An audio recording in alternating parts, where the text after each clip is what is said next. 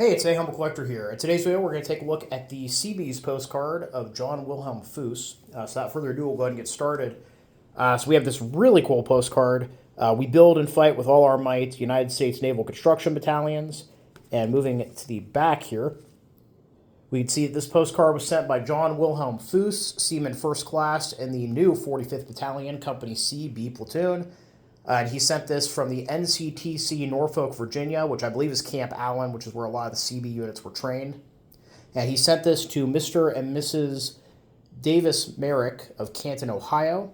And it's post-stamped there to November 16th, 1942. Now, the message itself is pretty basic. It just says, "Hello, folks. Here, had Marine and Commando drill this last week. I like it here. Plenty of good grub. Hope you're all okay. Best regards, Seabee Bill." And I really like that name, Seabee Bill for Wilhelm. And we also have this really cool by war bond stamp, which is always kind of neat to see. Now, interestingly, when I started doing the research on John here, I found out that all of the pre-war documents that I found for him refer to him as Wilhelm Fuss. In fact, on his enlistment record, he put his first name as Wilhelm, didn't have a middle name, but we know based off the records I found that he's the right guy. So I think what we have here might be an interesting case of, he joined the Navy as Wilhelm Fuss, very quickly was getting probably ribbed a little bit for having like the most German-sounding name ever.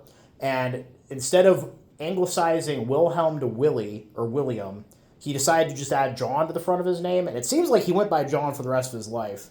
So I'm not 100% sure if that's really what happened, but that seems to be what occurred based off the documents. But from what I was able to find, he was born in Canton, Ohio on June 24th, 1915. And I think this is kind of interesting. His document here actually lists that his family does not own a phone, which, back in the 40s was, a bit more common than it is today.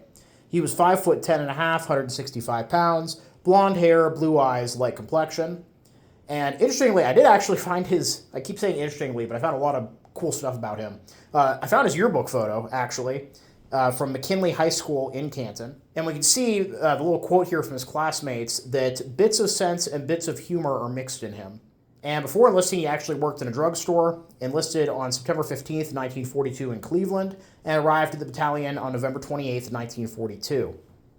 Now, that's kind of interesting because the documents I found said he arrived at the battalion on November 28th, but this postcard's actually dated right before that. Now, obviously, he knew what unit he was transferring to, so I just put that on there, maybe a little bit earlier, maybe the records were dated later. It's a bit unclear. And he was, in fact, part of the 45th Battalion, and the 45th admittedly didn't get up to a ton.